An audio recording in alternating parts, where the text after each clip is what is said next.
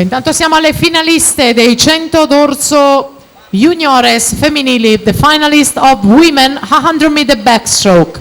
Lucia Rovere, miglior tempo in 1:05:11, Sciaula Stefanuto, in finale anche Marusa Mlinar, Barbara Vettoretti, Ilaria De Negri, Giorgia Mason, in the final Carolina Boinec, Gloria Dossi, 1:08:80 per l'accesso alla finale del dorso junior femmine.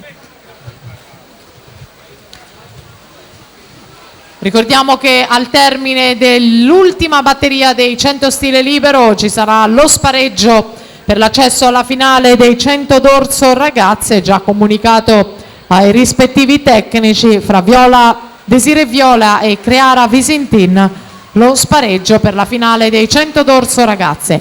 Testa a testa fra Zan Pogacar e Denis Scroccaro. Pogacar va a vincere in 58-57, Denis Scroccaro 58-90, sono loro due i migliori dei turni di qualificazione junior.